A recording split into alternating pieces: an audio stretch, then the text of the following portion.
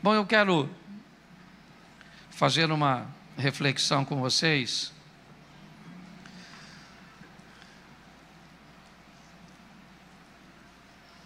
Uma das passagens bíblicas que eu sempre usei para nortear a minha vida é 2 Crônicas, capítulo 29. Pela grandeza de um rapaz de 25 anos de idade e da capacidade que ele teve para reestruturar não apenas a sua vida, mas a grandeza que ele teve para conquistar o respeito de sua nação, o respeito de sua família, o respeito das nações vizinhas e até mesmo seus inimigos olhavam para ele e o admiravam pela capacidade que ele conseguiu obter de um recomeço. Recomeçar, às vezes, não é muito fácil, porque às vezes vamos precisar de um bom período para investirmos identificando e corrigindo postura. É muito mais fácil construir do que reformar, do que reconstruir. O trabalho, às vezes, é maior, o desgaste é grande. Mas hoje eu quero ver com você, mais uma vez, o caminho que este rapaz usou, a maneira cuja qual ele se responsabilizou por coisas, por situações, cujas quais ele não havia feito nada para viver, mas ele se sentiu responsável, porque ele não tinha outra forma de lidar com aquela situação. Ou ele entraria num ambiente de culpabilidade, procurando boas desculpas para justificar aquilo que ele vivia, ou ele então recomeçava, ou ele enfrentava aquilo que estava diante dele. E obviamente ele poderia lidar com o fracasso, é verdade. Ele não tinha nenhuma garantia de vitória antes de começar. Mas ele seguia um caminho que me parece bem seguro. O capítulo 28 de 2 Crônicas conta a história do rei Acais. Certamente um dos grandes reis de Israel. Acais faz um caminho bem ruim, é verdade, mas a nível de expansão, de tecnologia, seu reinado foi grande, até que ele sucumbiu à idolatria. Acais faz basicamente o caminho oposto ao que fez Naamã. Naamã sai da Síria e vai até Samaria ter um encontro com o profeta Eliseu. Sai de lá curado de sua lepra. Acais faz aliança com o rei da Síria e traz deuses. O Deus que Naamã disse que iria rejeitar, Rimon, é o Deus que Acais quer adorar, porque ele acredita que os sírios são vencedores porque seu Deus lhe dá vitória. Isso faz com que o reinado de Acais despenque, que a vergonha, que a humilhação, que o caos chegue até aquela nação. Ele morre no finalzinho do capítulo 28. E no capítulo 29, seu filho assume um trono falido, é verdade, um trono cujo qual as pessoas não vão respeitá-lo, um ambiente cujo qual a adoração é praticamente inexistente. Mas a maneira que Ezequias lida com essa situação é o que eu quero deixar de exemplo para você hoje. Você que precisa recomeçar em alguma área, você que não está satisfeito com os resultados daquilo que você está vivendo, independente da área da sua vida, mas não dá para entregar o jogo, não dá para esmorecer. Você precisa dar um jeito de resolver essa situação.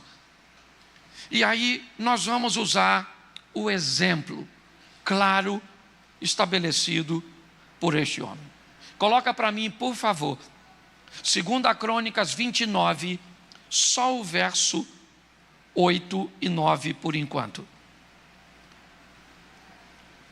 2 Crônicas 29, verso 8 e 9. Por isso veio a grande ira do Senhor sobre Judá e Jerusalém, e os entregou à perturbação, à assolação e o escárnio, como vós o estás vendo com os vossos olhos. Porque eis que os nossos pais caíram à espada, e nossos filhos e nossas filhas e nossas mulheres, por isso estiveram em cativeiro. Feche os seus olhos. Senhor nosso Deus e Pai, em nome de Jesus, eis aqui a Tua palavra. Continua falando conosco e usa-me como um canal de bênção nesta hora, em nome de Jesus. Você pode dizer amém? Amém. Como pastor, eu tenho vivido um período de boa reflexão.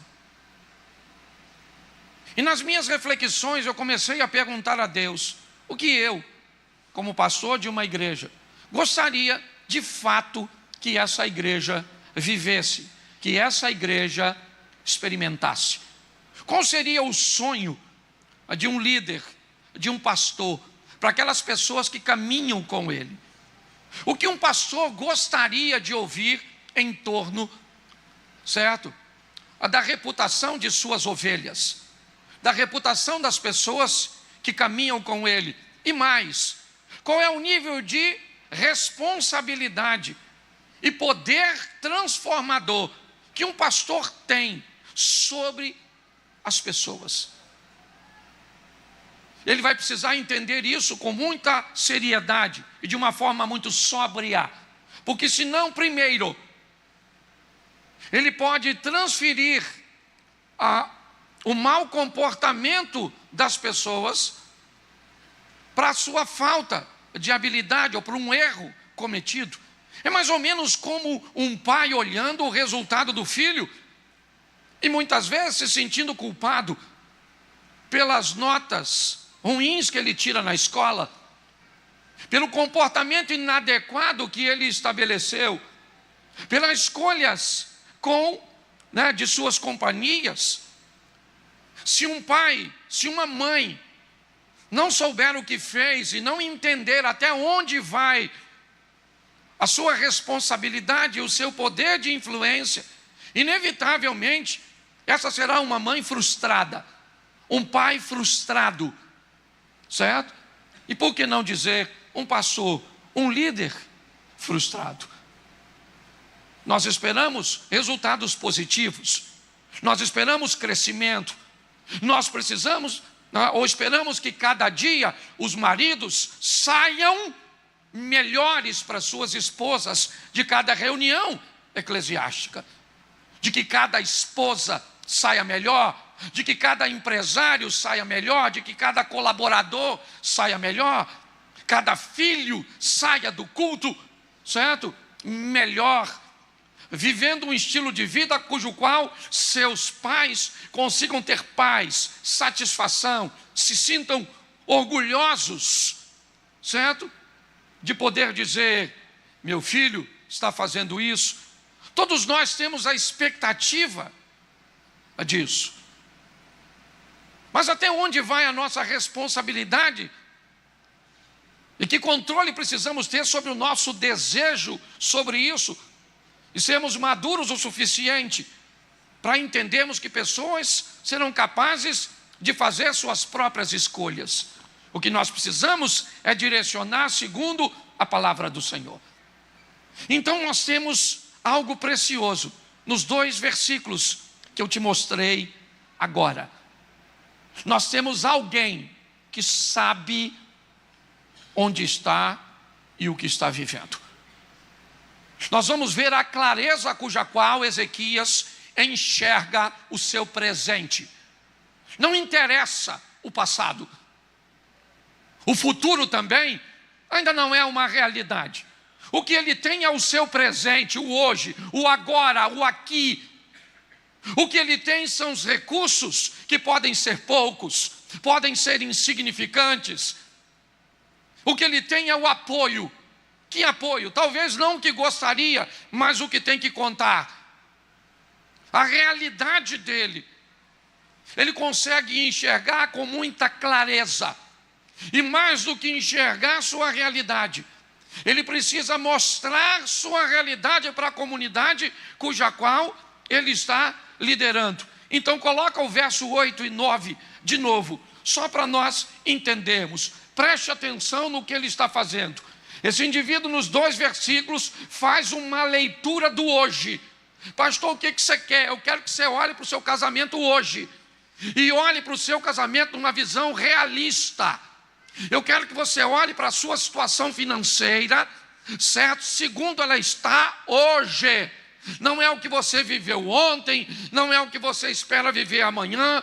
É você olhar para a sua vida com Deus hoje. Não é o que você fez em tal lugar, como operou, como você dirigiu, como as coisas aconteceram. Isso é passado. Se nós queremos viver uma vida extraordinária, nós precisamos ter uma visão clara do agora. Ele é claro nos 2 versículos. Note que ele está dizendo: por isso veio a grande ira do Senhor sobre Judá e sobre Jerusalém. O reino do sul, certo? Composto de 2 nações. Samaria está ao norte. É o povo de Deus. Até Samaria vai vencer uma guerra contra Judá e Jerusalém nesta ocasião. Mas Ezequias tem uma visão clara. A visão dele é, certo, nós estamos debaixo de uma grande ira do Senhor. E por causa disso, ele os entregou à perturbação, à assolação, ao escárnio, como vocês estão vendo com os seus próprios olhos. Olha o que ele está dizendo: abra os olhos e olhem para aquilo que nós estamos vivendo. Olhe, avalie a situação de vocês, avalie a casa de vocês, a família de vocês, as finanças de vocês. É isso que ele está dizendo. Eu não estou passando uma visão minha, é o que Ezequias está dizendo. Eu estou mostrando para vocês uma realidade que pode ser dura, mas é nossa. Que pode ser difícil, mas é nossa. É isso que ele está tentando mostrar.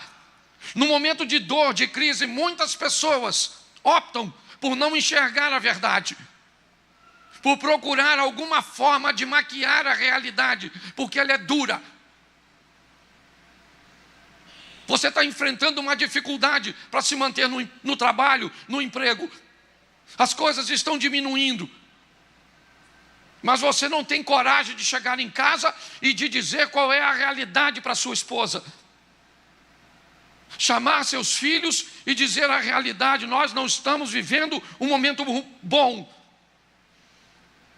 Olhar para o seu casamento, olhar para a sua vida e ter a coragem de ter uma visão clara, nítida, mas real. Pode ser desafiadora. Pode ser difícil, às vezes, chegar na igreja e chamar um líder e dizer: cara, nós estamos à beira de um divórcio. Nós temos 30 e poucos anos de casado, mas não estamos vivendo um tempo bom. Sabe? É olhar para seu filho que às vezes está com um comportamento que pode envolver drogas, sexo, rebeldia. Mas às vezes você não sabe como resolver. E por não saber como resolver, o que você faz? Vista grossa. Finge que não está acontecendo nada, porque você não quer encarar uma realidade, por ela ser dura. Às vezes você olha, a sua vida com Deus está uma droga. Você vem para a igreja, não sabe nem porquê, mas não tem coragem de admitir isso. Ezequias está dizendo: eu sei onde nós estamos. Põe o verso 9. Porque eis que os nossos pais caíram. a espada. E os nossos filhos e nossas filhas e nossas mulheres, por isso, estiveram em cativeiro. Preste atenção, porque ele sabe exatamente onde está. Isso é um bom começo. Mas mais do que saber onde está, é importante você conseguir descobrir o que te levou para essa situação. Porque se você não for capaz de descobrir o que te levou para essa situação, é só uma questão de tempo até você melhorar e piorar de novo, crescer e diminuir novamente. Saber o que te levou para aquela situação, ele já sabe onde estamos. Estamos num ambiente ruim, de humilhação, de perdas, de invasão, de morte, de destruição familiar, de perda, de comunhão com Deus. Mas o que foi que nos levou para aquele ambiente? Você sabe o que foi que fez você cometer um adultério? Você sabe o que foi que fez você ficar endividado? Você sabe o que fez você parar de orar? Você sabe o que foi que fez com que seu filho ficasse com esse comportamento? Você sabe o que fez seus negócios caminharem para o que estão vivendo agora? Ah, não sabe não? Então, se você não sabe, você pode até receber a bênção e a ajuda de alguém que vai fazer com que o seu negócio novamente se erga. Mas se você não descobriu o que fez conduzir você para a situação que você estava antes, se prepare, porque é só uma questão de tempo até você viver a ameaça do caos novamente.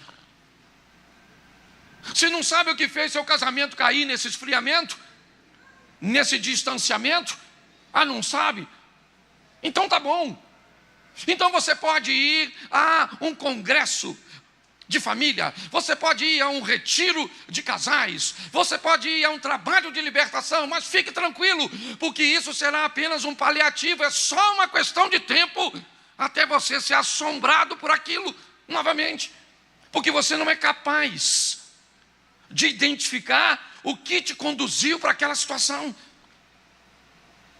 Durante alguns períodos da minha vida, eu fiquei endividado.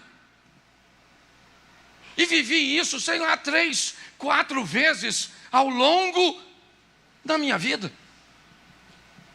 Às vezes acontecia algo positivo, ou entrava um dinheiro que eu não estava esperando, ou recebia as férias, ou acontecia isso e aquilo, e de repente a minha vida estava organizada. Mas era só uma questão de tempo até ela se perder novamente.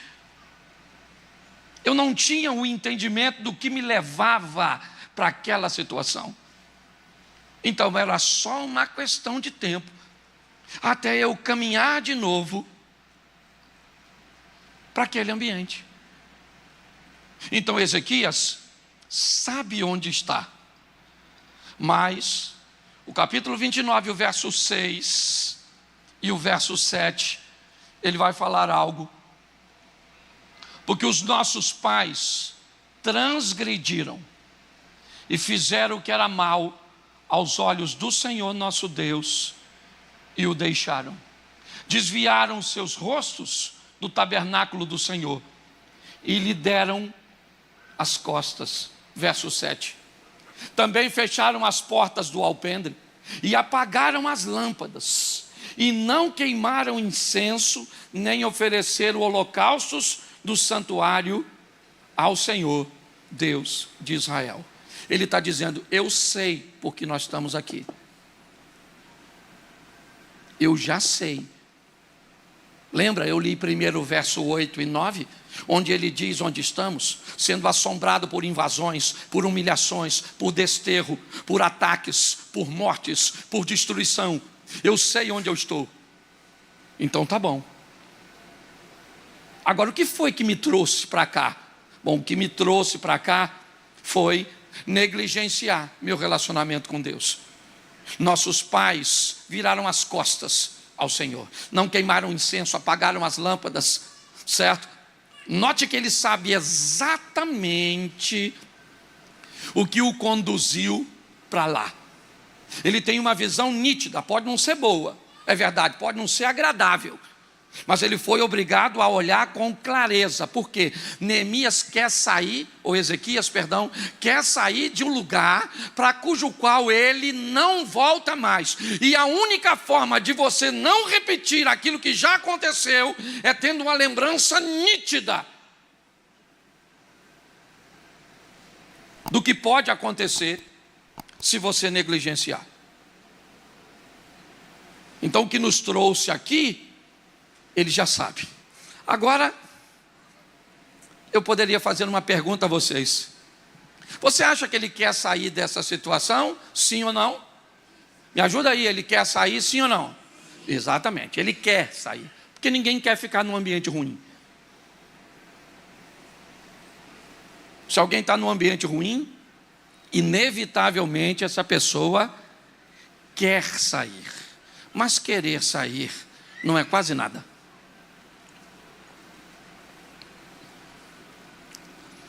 O querer sair é apenas uma fração pequenina que algumas pessoas escutam o tempo inteiro.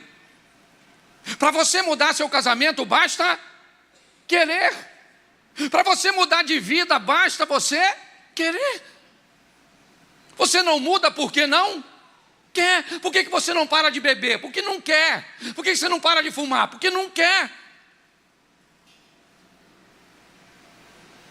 Não tem muita lógica nisso. É lógico que as pessoas que querem e que sabem o mal que o cigarro causa, elas gostariam de parar, sim ou não? Mas elas não conseguem. Elas gostariam sim. Então não basta querer. Todo mundo aqui quer ser um servo bom e fiel. Todo mundo aqui quer ser um homem e uma mulher de oração. Todo mundo aqui quer ser uma pessoa próxima de Deus. Então querer, meus irmãos, é muito pouco. E Ezequias sabe disso. Ele sabe onde está. Ele sabe o que o levou para lá. Mas ele sabe mais uma coisinha muito importante. Querer não vai tirá-lo daquele ambiente. Ezequias sabe que ele precisa fazer alguma coisa para sair de lá. Se ele não fizer, não adianta. Não vai. Entendeu? Você quer emagrecer, quer ou não quer? Querer você quer. Agora, o que você vai fazer para emagrecer? Aí é outra história. Certo? O que você vai executar. E é aí que as coisas começam a mudar. E aí entra o verso 10. 29:10, por favor. Agora me tem vindo ao coração. Bom, se veio ao coração, já era. Se chegou no coração, ocupou o espaço certo. Porque quando algo vai para o coração, a probabilidade dele se materializar, ela é quase 100%. Coisas que vão para o coração conseguem vencer quaisquer barreiras. Quando algo vai para o coração, já era. O jovem pródigo, ele era alguém que tinha tudo na casa do pai, até que o coração dele diz para ele, vai embora. E quando o coração diz para ele, vai embora, ele foi embora. Davi era um homem de Deus, até o coração dele se dizer a ele, se deita com Batseba. E o homem, segundo o coração de Deus, se deitou. O dia que o coração de Davi disse, mata Urias, ele deu um jeito e matou Urias. Qual é a grande dificuldade?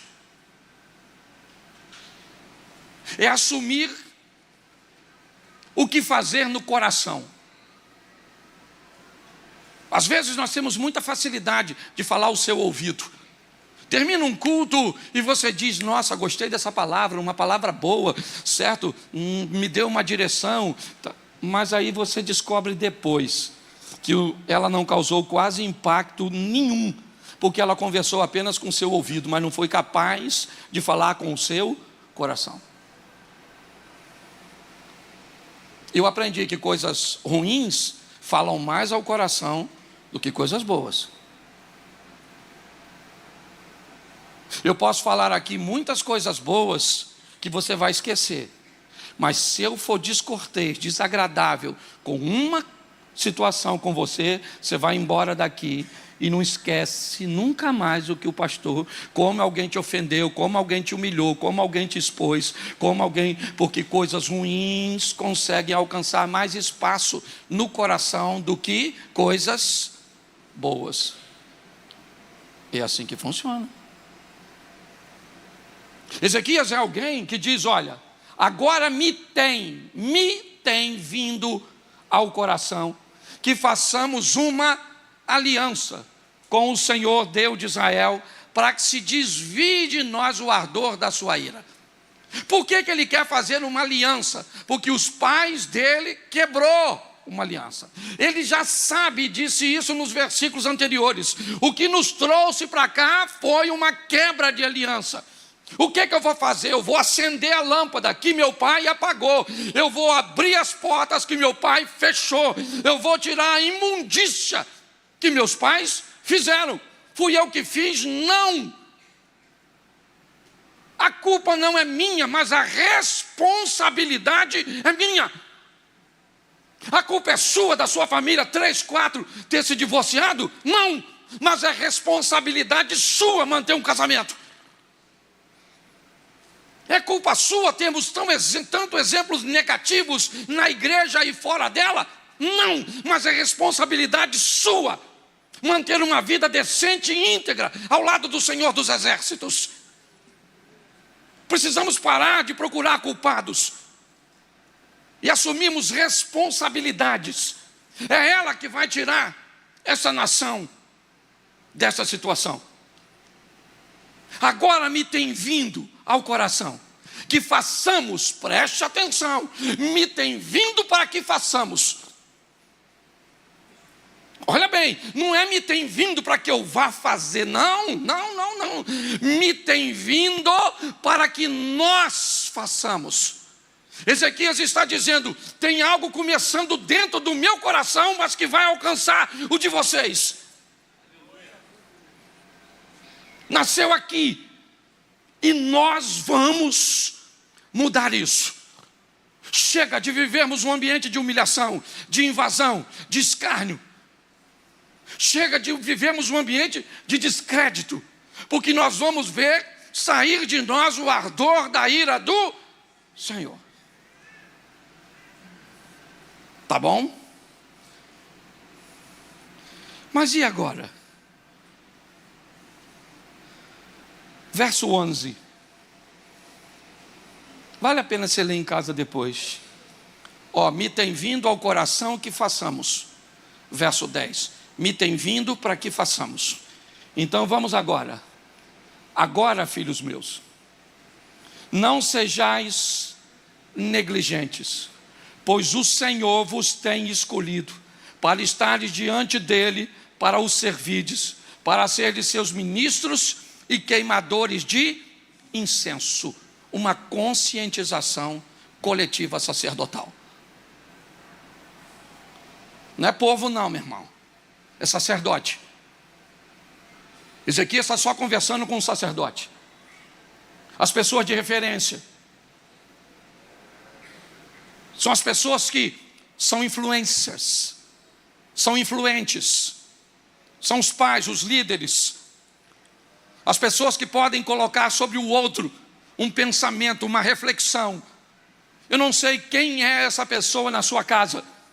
Pode ser a esposa, a cabeça. Pode ser o marido, o cabeça. Pode ser o vovô, o cabeça.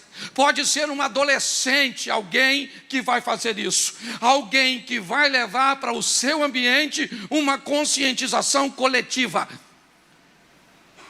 Este povo está perdido. mediante a essa situação. Então Ezequias chama os sacerdotes e os levitas e diz: filhos, não sejais negligentes. O Senhor vos chamou. Olha o que ele está resgatando, a identidade dessas pessoas. Ele está tentando mostrar a elas quem elas são de verdade. Não o que a situação as submeteu. Não o que o problema causou, não. Nós vivemos juntos, mas não nos amamos. Nós não temos mais como resolver isso. Não tem nada disso, não. Ele está chamando. Ele diz: o Senhor vos tem escolhido. Foi o Senhor que escolheu vocês para estar diante dele, para os servirdes, para ser de seus ministros e queimadores de incenso. Vamos embora, sacerdotes, vamos embora, levitas. Vamos fazer isso. Verso de número 15. Vamos embora, aqui é muita informação. E ajuntaram seus irmãos e santificaram-se, e vieram conforme o mandato do rei, pelas palavras do Senhor, para purificarem a casa do... Isso, vamos tirar do santuário a imundícia. Vamos tirar do santuário tudo aquilo que não deveria ter lá. Na época, o santuário, a casa do Senhor. Hoje, eu e você. Não se tira hoje do santuário, tira de dentro de nós coisas que não agradam a Deus, coisas que Deus reprova. Olha o que ele está dizendo. Ele está chamando os sacerdotes e os levitas a uma purificação e uma santificação. Vamos tirar, vamos remover essas coisas. Vamos embora, gente. E eles começam este processo de remoção. Hábitos, ambientes, companhias, vocabulários. Eu não sei o que nós temos que tirar. A minha proposta aqui é dizer que nós precisamos nos purificar e nos santificar. Porque é isso que faz a diferença. É olhar e ver. Eu fui chamado para quê? Para ser uma pessoa influente. Aqui, ó, está assim de gente influente. Assim, ó. Está assim de gente que exerce influência sobre grupos, relacionamento de amizade, reuniões, frequência em casa, certo? Pedido de conselho, ok? É assim que funciona. E nós não temos problema nenhum com isso. Mas a proposta é fazer com que essas pessoas promovam a purificação e a santificação das pessoas. É isso que ele está promovendo. E o verso 28 do capítulo 29, coloca aí, por favor. E toda a congregação, agora sim, agora toda a congregação se prostrou. Quando entoavam o canto e as trombetas eram tocadas. Tudo isso até o holocausto acabar. A adoração está restaurada. Sim, começou por um grupo, é verdade. Um grupo de influentes, cujo qual Ezequias fez e mostrou e clareou a mente dessas pessoas. E agora toda a congregação está olhando para aqueles sacerdotes e levitas. O que tem agora é uma adoração no templo. O que tem agora é uma seriedade de quem assumiu o compromisso com Deus. Então agora toda a congregação se prostrou quando tinha adoração. Todo mundo quer levar Deus a sério. Essa é a grande verdade. O que nós estamos precisando é de pessoas, é de lideranças, de pessoas influentes, que levem Deus a sério. A comunidade está aí. O povo quer servir a Deus, Ezequias sabia disso. Então agora toda a congregação está adorando ao Senhor, está em adoração. É verdade que, se você analisar direitinho, parece que ainda não aconteceu muita coisa. Israel continua sob o domínio da Síria. As nações vizinhas sabem que Judá é uma nação fraca, pequena, desprezada, que todo mundo invade.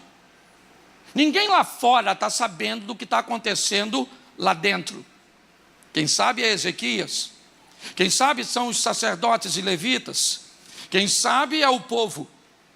O povo sabe que agora tem adoração, que está todo mundo de branquinho, que há uma fumacinha saindo, certo, do ambiente de adoração.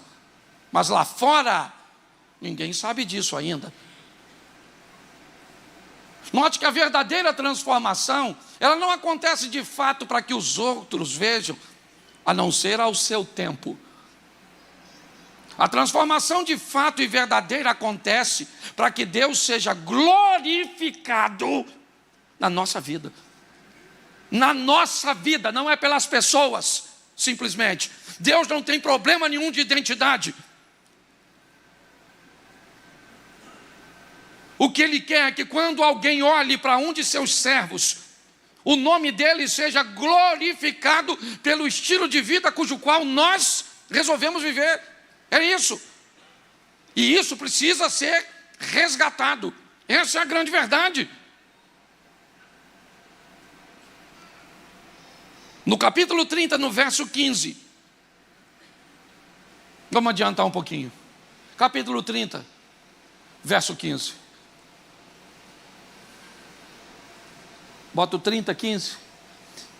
Então sacrificaram a Páscoa no dia 14º do segundo mês, e os sacerdotes e levitas envergonharam e se santificaram e trouxeram o holocausto à casa do verso 21. Coloca o 21, por favor. Isso. E os filhos de Israel, que se achavam em Jerusalém, celebraram a festa dos pães ázimos 7 dias, com grande alegria, e os levitas e os sacerdotes louvaram o Senhor, dia em dia, com estrondoso instrumentos ao Senhor. Observe bem esse texto. Duas coisas estão acontecendo aqui. A festa da Páscoa.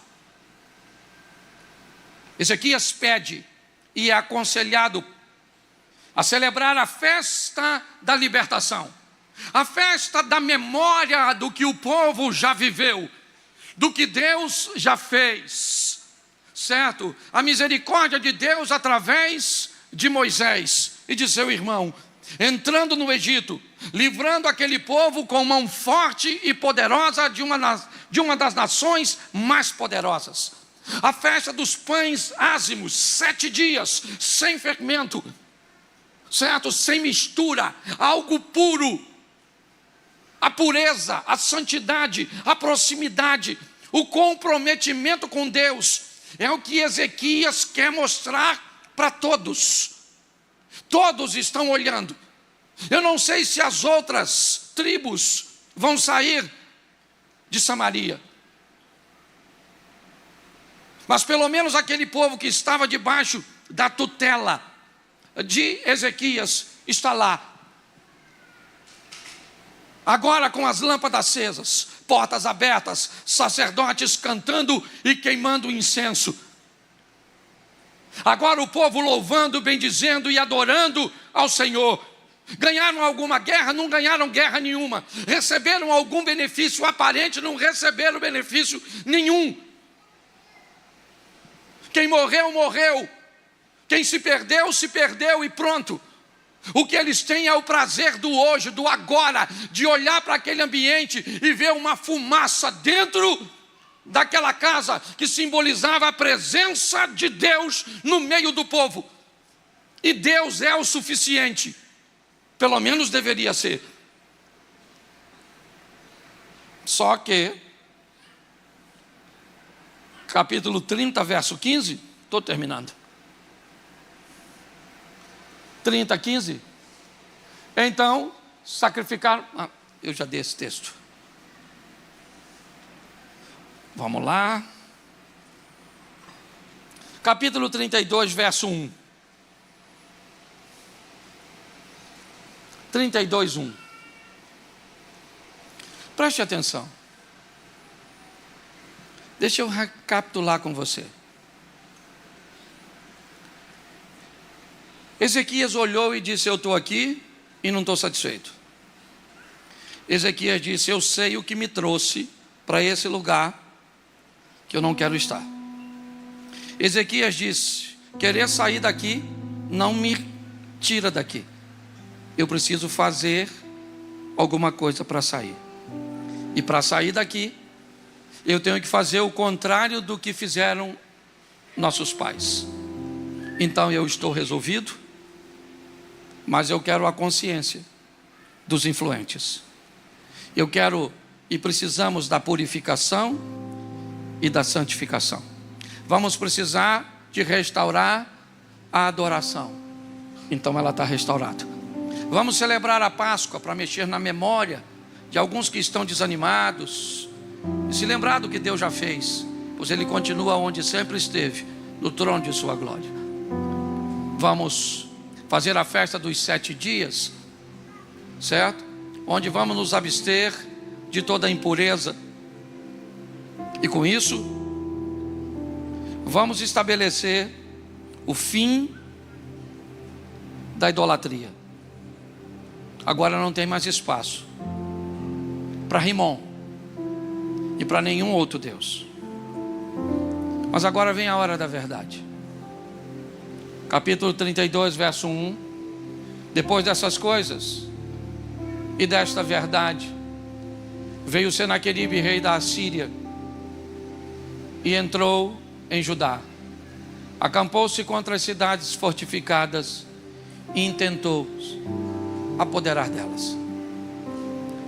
Senaqueribe, filho de Tiglate, chega com uma multidão que era impossível contar. Vai cercar a cidade, vai impor o terror. Depois de tudo que Ezequias fez,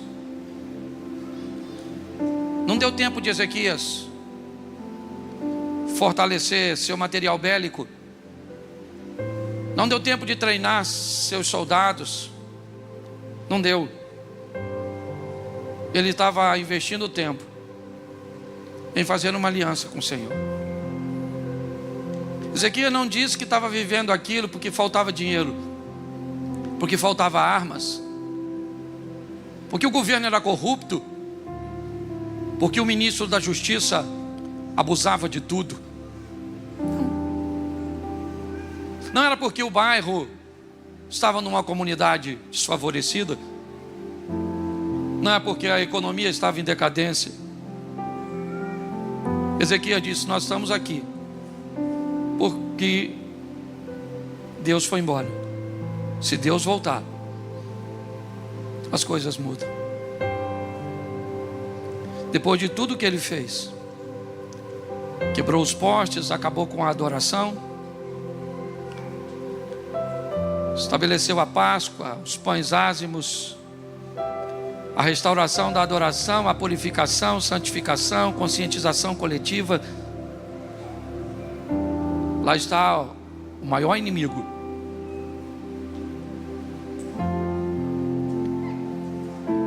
O pai daquele homem foi quem venceu o pai de Ezequias. E depois dessas coisas,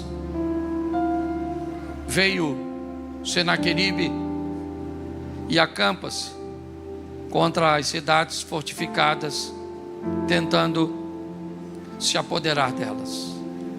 Capítulo 32, verso 22. Capítulo 32, verso 22. Assim, livrou o Senhor a Ezequias e aos moradores de Jerusalém da mão de Senaqueribe, rei da Assíria, e da mão de todos os lados, e da mão de todos, e de todos os lados os guiou. Ezequias agora começa a receber visita de líderes das nações vizinhas, outrora inimigos, pessoas que estabeleciam coalizão para lutar contra ele. Esses homens agora não trazem armas, eles trazem ouro, prata, incenso, tecidos. Nenhum deles agora vem contra Ezequias querendo guerra, todos eles querem acordo de paz. Nenhum deles quer se meter com Ezequias. Não é porque Ezequias tem um exército poderoso, não é porque ele tem um general como Naamã, um soldado como Golias. Não. Ele não é temido como Sísera. Ezequias diz algo a seu povo: com ele está o braço da carne, mas conosco está o Senhor dos exércitos. Ezequias está dizendo: a coisa que nós fizemos de mais assertiva foi trazer de volta a presença do nosso Deus, porque o nosso Deus é a garantia de proteção, é a garantia de cuidado, é a garantia de vitória. E agora quem queria guerrear contra nós traz uma bandeira branca dizendo: ninguém aqui quer brigar contigo, porque sabe que Ezequias não é Acais. Acais faz aliança com o pecado, Ezequias faz aliança com o Senhor.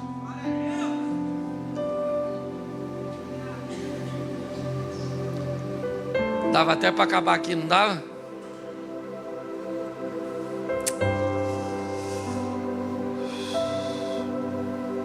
Verso 25. Se a Bíblia não tem vergonha de mostrar, não sou eu. Mas não correspondeu Ezequias ao benefício que lhe fora feito, porque o seu coração se exaltou, e por isso veio a grande ira sobre ele e sobre Judá e Jerusalém. Pastor, por que usar esse texto? Por que não deixar terminar? Porque a proposta é nos dar um alerta de que você vive com Deus hoje não serve para sempre. A vida com Deus é diária. Conhecer e prosseguir, conhecer ao Senhor. Você viverá de glória em glória. Você viverá de fé em fé. Não interessa o que você fez ou quem você foi. O amanhã não quer saber isso. O amanhã quer saber apenas quem você será. Infelizmente, Ezequias cresceu bastante, prosperou como ninguém. Se não bastasse a sua boa gestão, se não bastasse a presença de Deus, ele ganhou a notoriedade, ele ganhou a notoriedade, ele ganhou o respeito, ele ganhou a admiração, ele ganhou o medo daqueles que estavam ao seu redor, e não soube lidar com o sucesso. Foi bom para lidar com o fracasso. No fracasso, ele teve um alto poder de recuperação. Cuidado quando você estiver emagrecendo. Cuidado quando você estiver bonita. Cuidado quando você estiver ganhando dinheiro. Cuidado quando você estiver numa posição onde a admiração, o respeito estarão focados em você. Para Satanás, o interessante é te derrubar. Se é te derrubar com o caos, ele vai usá-lo. Se é te derrubar, certo? Dando a você aquilo que a maioria de nós queremos, o reconhecimento, ele teve problema. É verdade. Seu coração se exaltou. A soberba que precede a ruína também alcançou o coração de Ezequias. Esse é um grande alerta nosso, para nós. É obviamente que ele vai se arrepender. A história dele termina até legalzinho, não tão bem quanto deveria, não tão bem quanto um cara como Moisés, não tão bem quanto um cara como Abraão, não tão bem quanto um cara como Isaac. Não foi tão gloriosa, mas ele se arrepende, mas cria um filho terrível. E a fala de Ezequias é que nos mostra a fragilidade de um homem. É mais ou menos como se dissesse assim: tudo bem que tudo isso vai acontecer, mas pelo menos eu não vou estar aqui para ver. Meus irmãos, a luta tem se intensificado. Jesus está voltando, está às portas para vir arrebatar a igreja.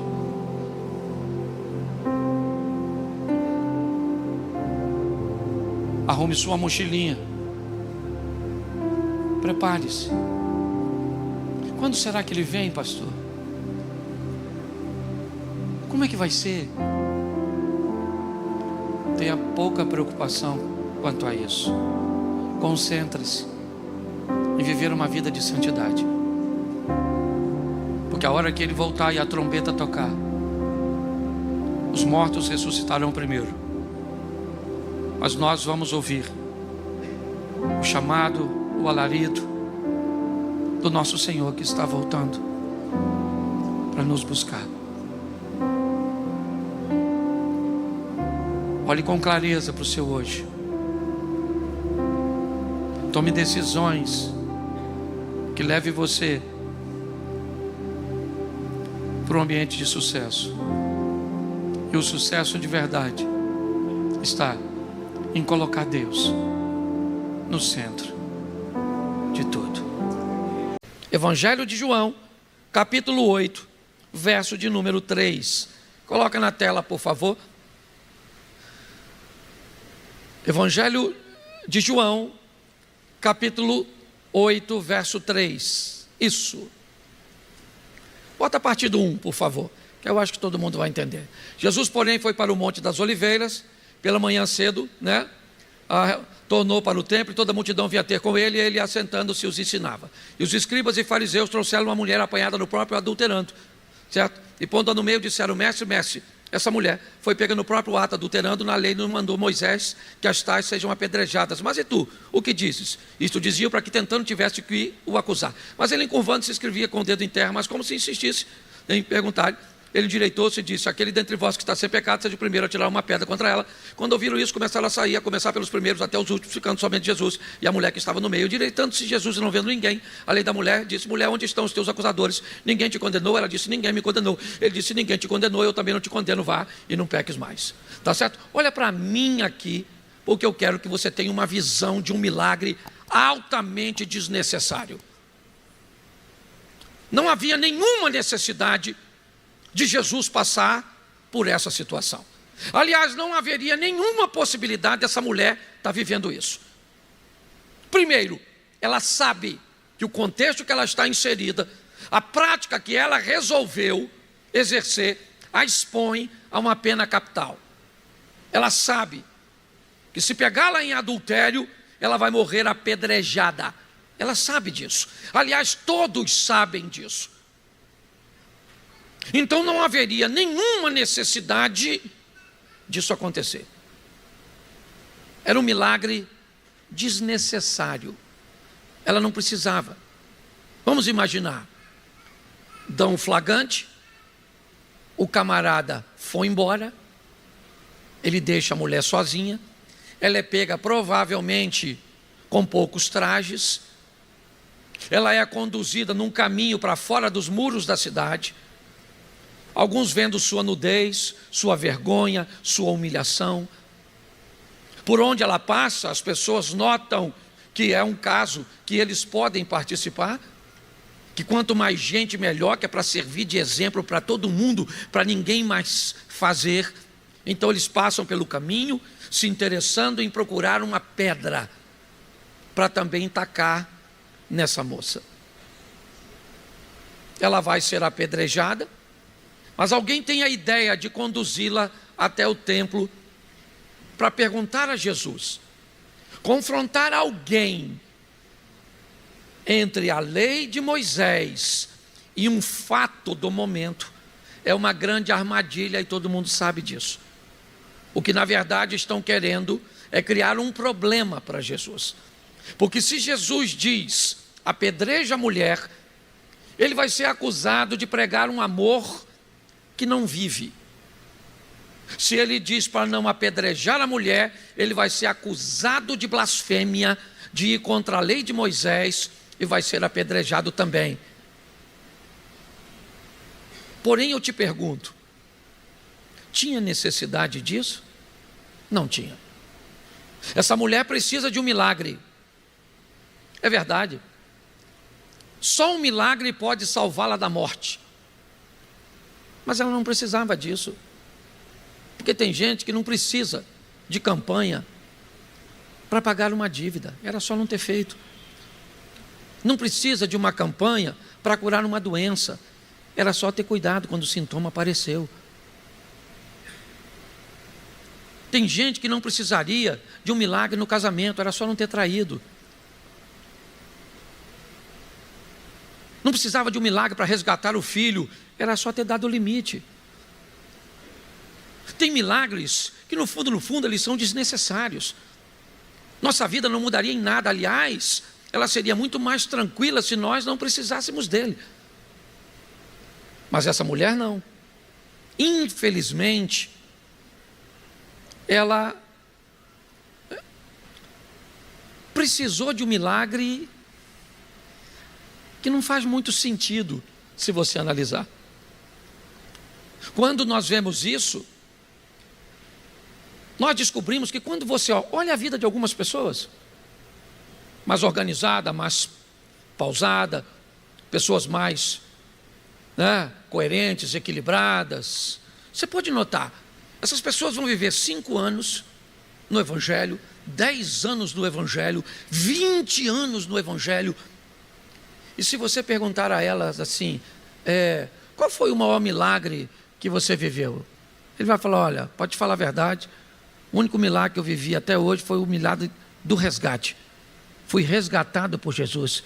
E eu vivi uma vida que não era fácil não. Então isso foi... Mas você nunca precisou de um milagre para pagar dívida? Não. Você nunca precisou de um milagre para salvar seu casamento? Não. Você nunca precisou de um milagre para... Não, eu nunca precisei de um milagre. Mas como alguém é capaz de viver uma vida sem milagre? Jesus. Me mostra em algum momento da história dele, ele precisando de um milagre. Pega alguns dos patriarcas do Velho Testamento, observe o estilo de vida daqueles caras e vê o quanto eles precisavam de milagres. Pare e pense. Mas talvez isso entre em choque e também não é uma verdade absoluta. Por quê? Porque às vezes você pode precisar de um milagre cujo qual você não fez nada. Certo? Mas você precisa dele. Ele não foi causado, a situação não foi causada por você. Marcos 10, a partir do 48, 45, talvez. O texto que eu quero é o 48, mas bota a partir do 45. Isso. Marcos 10. Espera um minutinho, será que fui eu que me atrapalhei? Bota o 48, por favor. Isso. Eu queria o início do texto, que eu estou sem o texto aqui na cabeça. Onde começa? Qual o versículo? Me ajude aí quem está com a Bíblia aberta. 46, vai nele, por favor. Isso. Não. E Jesus, e depois foram para Jericó, e saindo ele com seus discípulos, saiu uma grande multidão. Bartimeu, cego, filho de Timeu, estava sentado junto do caminho mendigando, e ouvindo que era Jesus de Nazaré, começou a clamar, a dizer: Jesus, filho de Davi, tende misericórdia de mim. E muitos o repreendiam para que ele se calasse, mas ele clamava cada vez mais, certo? Filho de Davi, tem misericórdia de mim. Vai lá, coloca o seguinte: e Jesus, parando, disse que o chamasse, e o chamaram dizendo, né, ao cego: tem bom ânimo, levanta-te, ele te chama. Vamos lá. E ele, lançando de si a sua capa, levantou-se e foi ter com Jesus. Mas volta no 48. Isso. E muitos o repreendiam para que ele se calasse. Presta atenção. Bartimeu, a última vez que Jesus pisa em Jericó, nunca mais ele volta. Depois dessa passagem, ele vai ao Getsemane, vai ao Gólgota, e ele vai ser crucificado. O Bartimeu é curado agora, ou ele não é curado mais?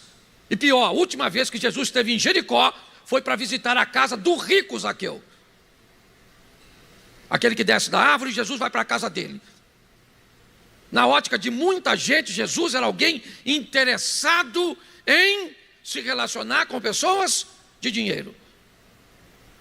Agora ele está saindo de Jericó, no caminho de Jerusalém, por onde as pessoas passam. Os necessitados ficam por ali, porque sabem que por ali passam os adoradores. Sabem que eles recebem instruções de serem pessoas boas, generosas. Então eles estão no caminho aguardando um donativo, alguma coisa, quer na ida, quer na volta. Mas esse cara não fez nada para ser cego. Porque tem problema que você não faz nada para estar nele. Tem coisas que parece que te tomam de assalto, e aí sim você precisa de um milagre para te socorrer. Às vezes você não fez nada, uma crise abateu e você perdeu o emprego. Você fez tudo certinho na sua empresa, mas de repente alguém falhou e não conseguiu cumprir o contrato e não te pagou. Coisas podem acontecer assim. E nesse momento, ou pelo menos nessa situação, é o que nós vemos Bartimeu. Ele precisa de um milagre. Ele fez alguma coisa para ser cego? Não, mas ele é cego. Então ele ouve que Jesus está curando pessoas, sabe que ele esteve na casa do Zaqueu, e ele então vai abordá-lo. Mas eu não sei se você parou para observar, muitos são contra o que está acontecendo. Muitos o repreendiam para que ele se calasse. As pessoas não estão gostando. Primeiro porque é extremamente desagradável você ter alguém gritando perto de você. Você está ali e o cara está gritando. Pior, ele é um mendigo. E pior, Jesus está envolto numa multidão. A probabilidade de Jesus parar é quase zero. Mas Bartimeu não houve a repreensão. Pastor, o que o senhor quer dizer sobre milagres? Não dependa deles, mas se depender deles, não dependa da torcida dos outros para você receber o milagre de Deus. Não pense que as pessoas vão concordar com o que você precisa, vão orar junto com você, vão estar satisfeitas das coisas acontecerem. Não. Enquanto Bartimeu grita, alguém diz: cala a boca, cara. Ele não vai te ouvir. Você não é interessante para ele. Você é um mendigo. Na ótica dessas pessoas, ele não tem o que oferecer, não tem porquê. Mas, se você vai depender de um milagre, esqueça a opinião dos outros. Os outros estão dizendo: você não vai conseguir, cala a sua boca, mas ele clamava cada vez mais. Quando Davi vai enfrentar Golias, Saul acredita que ele vai vencer? Os irmãos de Davi acreditam que ele vai vencer? Os filisteus acreditam que ele vai vencer? Israel acredita que ele vai vencer? Não. Ele não dependia, porque se ele dependesse da torcida dos outros, ele não vai viver o milagre. Se você precisa de um milagre, espero que não precise, mas se precisar, aprenda a sobreviver às opiniões contrárias a respeito da meritocracia que está sobre você. Bartimeu é alguém que supera isso. O pessoal manda ele calar a boca e ele diz: filho de Davi. Cala a boca, filho de Davi. E eu não sei se você parou para prestar atenção, mas ele clamava cada vez mais alto, porque Jesus não está parado, Jesus está andando. Então Bartimeu precisa gritar alto, o barulho dos passos, as pessoas falando: Jesus, Jesus, Jesus. Todo mundo queria chamar a atenção dele. Bartimeu não é o único, ele está disputando a atenção com outras pessoas. Mas ele é alguém que sobrevive a isso. Então, se você precisa de um milagre, certo? Aprenda, a opinião dos outros não pode ser muito importante para você.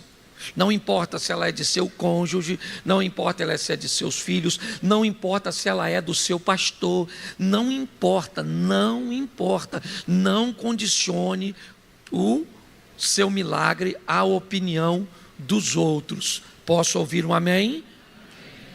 Terceiro texto, Marcos 7, 27. Marcos 7, 27. Teve algum problema isso? Então coloca para mim, por favor. Marcos 7, 27. Mas Jesus disse-lhe: deixa primeiro saciar os filhos, porque não convém tomar o pão dos filhos e lançá-lo aos cachorrinhos. Olhe para mim. Essa mulher tem um problema. Aliás, ela tem mais que um problema. Ela tem uma filha endemoniada. Ela tem uma proximidade, certo, com a cultura, e vive numa região onde ela é discriminada. Só que ela tem um problema, a filha dela tem um demônio na casa dela. E se o seu filho tem um problema, meu irmão, não interessa. Você pode ser o Jairo que você esquece a sinagoga e dobra o joelho. Você pode ser, certo, a mulher rica, a sunamita, que você deixa tudo, monta num jumento e vai atrás do profeta. É assim que funciona. O filho, na parábola do pródigo, o texto deixa bem claro, parecer que o pai sempre estava à porta esperando o filho voltar. Essa mulher tem uma filha endemoniada. Ela precisa de um milagre. Foi ela que botou o demônio na filha? Não. Por que o demônio entrou? Eu não sei. Eu sei que ela precisa. Pronto. Não deveria precisar. Se o demônio não tivesse, a vida seria mais fácil. Ela não depende da torcida dos outros. Esse não é o caso. Então o que ela quer? Acessar Jesus. Eu não sei se você reparou. Dá para voltar aí uns 3 ou 4 versículos? Rápido, só para mim não ter que abrir a Bíblia ali. Ele levantando-se dali, foi para os termos de Tiro de Sidom, e entrando numa casa, não queria que ninguém o soubesse, mas ele não pôde esconder-se. Note que esse texto diz, ele entra numa casa e não queria que ninguém soubesse que ele estava lá. Jesus não está afim de atender ninguém. Mas uma mulher cuja filha tinha o espírito imundo, bota aí. Isso, porque uma mulher cuja filha tinha o espírito imundo, ouvindo falar dele, foi e lançou-se aos seus pés. Como é que essa mulher descobriu que Jesus estava lá se ele não queria ser achado? Note que essa mulher é uma mulher doida. Falou: eu vou. Ele não quer atender, mas eu vou. Aí ela chegou. Está lá, ó. Lançou-se aos seus pés. Vamos lá? Vamos ver o que ela falou. Essa mulher era grega, sirofenícia de nação, e rogava para expulsar de sua filha o demônio. Mas Jesus disse o quê? Olha lá. Mas Jesus disse: deixa primeiro saciar os filhos, não convém tomar o pão dos filhos e lançá-lo aos cachorros. Ô irmão, deixa eu falar uma coisa para você. Mais do que um milagre, A vida vai tentar descobrir o quanto você precisa de verdade. Porque o importante não é o que você quer, é o quanto você quer. A vida vai testar você para descobrir se você quer mesmo ou se você está de conversa fiada. Porque preste atenção, a mulher lutou, Jesus não queria receber ninguém, ela furou a segurança dos discípulos, entrou na presença de Jesus, falou: Senhor, estou com a minha menina endemoniadinha. Jesus poderia falar: ô minha senhora, veio no lugar certo, especialista em expulsar demônio. Foi isso que ele falou? Não. Ele falou: minha senhora, deixa eu explicar uma coisa para a senhora. Eu acho que a senhora não entendeu como é que funciona, não. Eu não vim, certo, para o seu povo. Eu vim para os judeus. Eu não posso pegar o pão dos filhos e dar para os cachorros. Ô gente, pensa nisso. Falou para a mulher: não vou te dar nada, você é uma cachorra. Não ri não, dona. O bagulho é doido. Pensa. Pensa se você vem na igreja: pastor Cláudio, o senhor pode orar por mim? Não, você é uma cachorra. E pior, se eu te chamo de cachorra, sabe o que você faz? Vai orar: Senhor, o pastor que não é pastor nada, que não é um charlatão dos infernos, me chamou de cachorra. Jesus, manda fogo nele. Sim ou não? Mas e quando Jesus te chama de cachorro, você reclama com quem? Já está no Supremo. Não tem mais como. Foi Jesus que chamou a mulher de... Falou: não vou fazer, não vou. Deixa eu te falar uma coisa. Às vezes você precisa de um milagre e o negócio vai ficar difícil só para descobrir o quanto você quer. Porque para mim o Jesus está tentando dar uma lição nos discípulos. Só pode. Por ele ser tão duro com essa dona, que eu fiquei com pena dela quando eu escutei ele falando: não vou poder fazer nada com você, que você é uma cachorra, você não depende, você não... Eu imagino, pensa, os discípulos olhando. Pedro do jeito que era. Oh, rapaz, nunca vi ele assim não. Estava cansado mesmo, por isso que não queria atender ninguém. Hoje não estava bom não, hoje. Pensa, o Tiago e o João, Jesus chamava o Tiago e o João de filho do trovão. Os caras eram da encrenca, do barulho. Pensa, ele falando: ah, você é comigo, mas você é mano. Pensa, Judas Iscariotes. Sem falar isso, já estou traindo.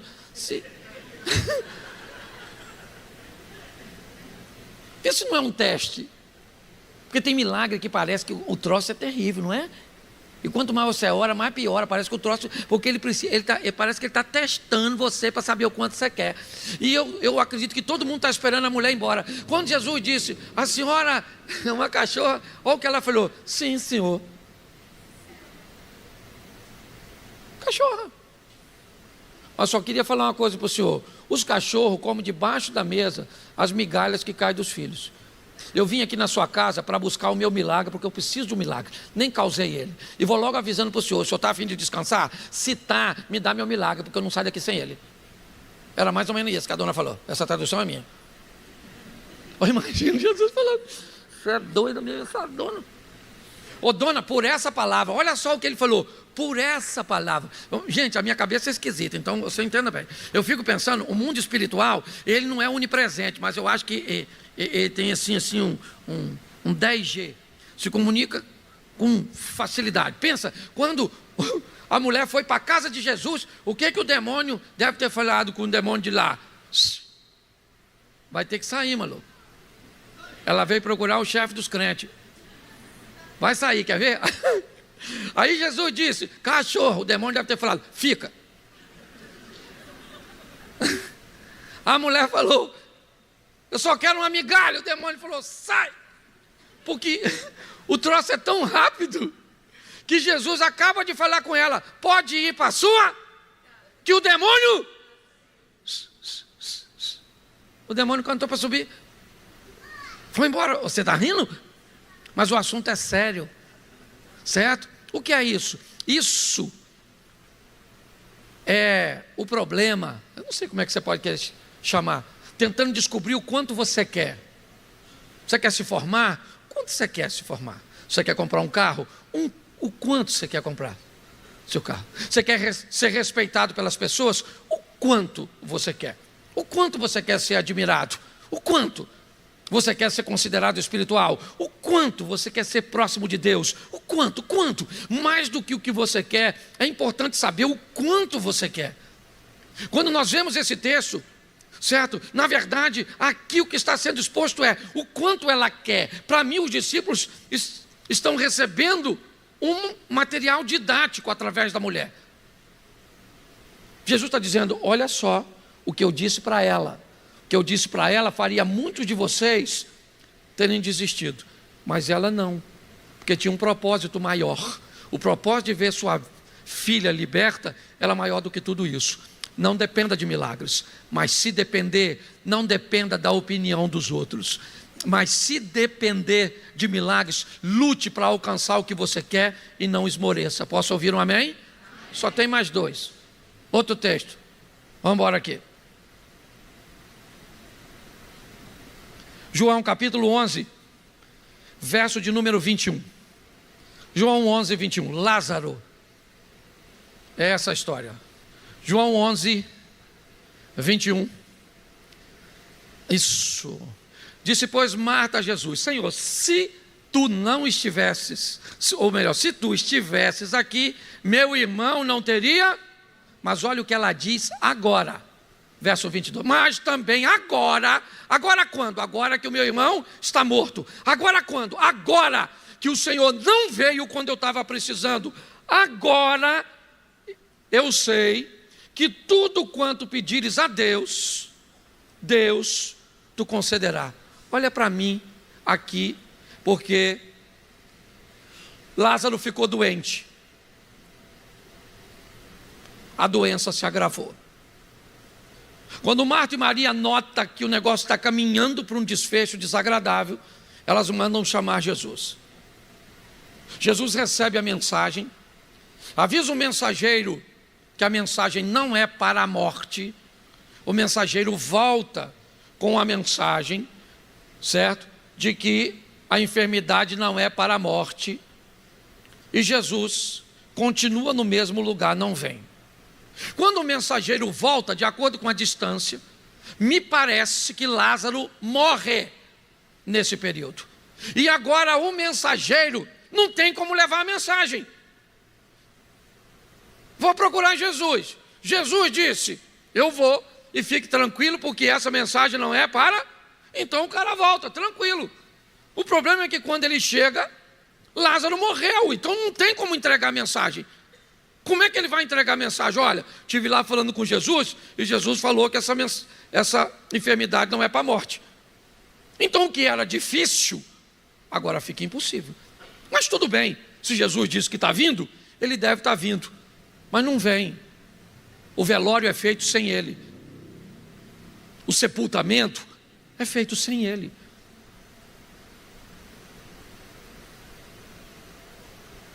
Agora Lázaro está lá, pronto.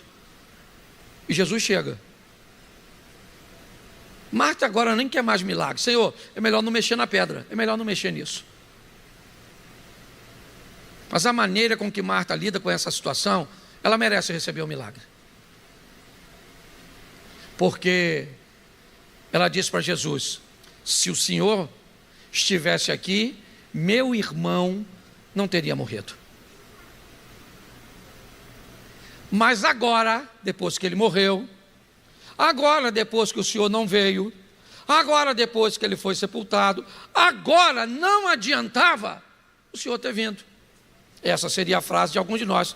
Ah, Jesus está vindo aí? Não, já fiz campanha lá na igreja, eu fiz 7 semanas, eu acreditei que meu filho ia ser curado, eu acreditei que o marido não ia embora, que a esposa, agora não adianta, não fica me chamando para ir em culto não. Não fica me chamando para ir na igreja. Agora, Maria diz, ou Marta diz, mas eu também agora, depois de tudo isso, eu também sei que tudo o que o Senhor pedir, Marta está dizendo, Senhor, meu irmão morreu, a minha fé não. Se o Senhor ressuscitar o meu irmão, terminou aqui, o Senhor pode ir para minha casa e nós vamos comer alguma coisa. Se meu irmão não ressuscitar, o Senhor também vai para minha casa e nós vamos comer alguma coisa e nós vamos nos relacionar. Olhe bem, isso é um texto muito sério. Porque não é um texto que agrada a todo mundo. O desfecho dessa história é o mesmo de Davi. 7 dias chorando, não come, não toma banho, cura meu filho, cura meu filho, cura meu filho. No 7º dia a criança morreu. Davi se levanta, vai para casa, toma um banho, troca de roupa, come, vai para o templo, adora o Senhor e vai consolar Batseba. Esquisito, né? Chorando há tanto tempo, será que não era melhor ter embotado, desenvolvido uma depressão, alguma coisa desse tipo? Não. Eu preciso que você repita uma coisa, e principalmente deve repeti-la quando as coisas não estiverem bem, tá? Se você quiser repetir, não é obrigado, porque repetir é chato, mas quem puder, diga: minhas perdas particulares não mudam minha ótica a respeito de Deus. É isso aí. Eu estou ganhando, Ele é Deus. Eu estou perdendo, Ele é Deus. Eu estou feliz, Ele é Deus. Eu estou chorando, Ele é Deus. Eu estou doente, Ele é Deus. Eu estou são, Ele é Deus. Eu estou com dinheiro, Ele é Deus. Você está entendendo? Ele é Deus sempre. Espero que não dependa de um milagre, mas se depender, aprenda a lidar com a demora. Aprenda a lidar com um ambiente cujo qual você não tem controle. Então note que todas as vezes que eu falei de milagres, sempre foi coisa ruim. Sempre. Eu vivo tantos milagres que eu sou mais próximo de Deus. Beleza. E eu não estou afim de ser próximo de Deus para viver de milagre. Eu estou afim de ser próximo de Deus para obedecer, viver uma vida ordeira e não precisar de milagre. Mas se algo que eu não procurei me acontecer, Ele é meu Pai, eu sei que Ele pode fazer, Ele entra com providência a meu respeito. A gente só tem que olhar que estilo de vida você quer viver. É só isso. E eu sei que isso é um confronto. O último, Mateus 8, 9, e a gente termina aqui. Mateus 8, 9. Pois também eu sou um homem sob autoridade, tenho soldados a minhas ordens, e digo a este: vai, ele vai, a outro: vem, e ele vem, e ao meu criado: faze isso, e ele o faz. Verso seguinte: e maravilhou-se Jesus ouvindo isso, e disse aos que o seguiam: em verdade vos digo que nem mesmo em Israel encontrei tanta fé. Verso 21: mas vos digo que muitos virão do Oriente e do Ocidente a sentar-se a uma mesa com Abraão, Isaque e Jacó no reino dos céus. Olhe para mim agora, esse é o centurião, um homem generoso, ajudou na construção de sinagogas, estimado por muitos. Ele tem um filho, um criado em algumas traduções, que não vai bem de saúde. Ele precisa de um milagre, ele não tem como resolver. Então, em uns textos diz que ele procura Jesus, outros diz que é os religiosos da sinagoga que intervêm por ele, faz aí a ligação, mas a história se desenvolve assim: Jesus, o senhor vai na casa do centurião porque o criado dele está doente. Jesus falou: eu vou. Aí o texto sugere que Jesus está indo e encontra com o centurião no caminho. E aí, eu estou indo lá na sua casa. O centurião disse: não, peraí. Não, gente, não tinha necessidade disso. Não, Jesus, peraí, deixa eu explicar uma coisa ao senhor. Olhe só, o que é modelo mental. O senhor não precisa ir na minha casa. Que história é essa? Ir na minha casa para quê? Eu sou um homem que tenho autoridade. Eu tenho autoridade no mundo físico, o senhor no mundo espiritual. No mundo físico eu tenho um soldado. Se eu quero fazer alguma coisa, eu não faço, eu mando ele fazer. Se eu preciso trazer, eu mando ele buscar. Se eu preciso levar, eu mando ele ir. Então o senhor faz o seguinte: o senhor não vai na minha casa. Olha a mente. O senhor dá uma ordem e o meu criado fica curado. Jesus olhou e disse: mas peraí, não estou acostumado a ouvir isso. Eu cheguei outro dia desse em Cafarnaum, me veio o chefe da sinagoga, me aborda na rua e me diz: Senhor, minha filhinha está morrendo, eu preciso que o senhor vá na minha... mas aí é o seguinte, aí é um centurião e um religioso. O modelo mental do religioso é: para minha filha ficar curada, ele tem que ir na minha casa. O modelo mental do centurião é: para que ele cure, basta uma palavra. Os dois precisavam de um milagre, sim ou não? Mas qual dos dois viveu o milagre com maior facilidade? O centurião ou o pastor Jairo da sinagoga de Cafarnaum? Qual dos dois? O centurião. O modelo mental. Nossa proposta é simplesmente essa. Se você precisa, espero que não precise, mas se você precisar de um milagre, Ele pode fazer e pode todas as coisas. Se precisar, não se preocupe com a opinião dos outros. Se precisar, entenda que você pode ser testado para descobrir o quanto você quer. Se precisar, descubra que alcançando ou não o milagre, suas perdas não podem mudar sua ótica a respeito de Deus. E se precisar, pelo menos monte um cenário para que fique mais fácil. Porque Jairo sofreu pra caramba. Senhor, o senhor vai na minha casa? Vou, então vamos. Aí vem a mulher do fluxo de sangue. Se ele tivesse feito a mesma coisa do centurião, não teria problema nenhum. Mas ele não fez, porque está aqui, ó. O seu relacionamento com Deus está aqui. Você resolve o jeito que quer viver. Hoje começa a semana. Que seja uma semana de milagres, que seja uma semana de bons negócios, certo? Para você. De bons negócios que você possa fazer e de milagres, certo? Se você tiver a necessidade de lidar com eles. Não se envergonhe de precisar deles, certo? Mas não viva uma vida pautada na necessidade de viver milagres, porque isso não é bom. Isso não é confortável. O confortável é procurar viver uma vida onde você se tornou mais assertivo, porque obedece a Deus. Posso ouvir um amém? Então vamos ficar de pé e vamos embora, que a luta continua.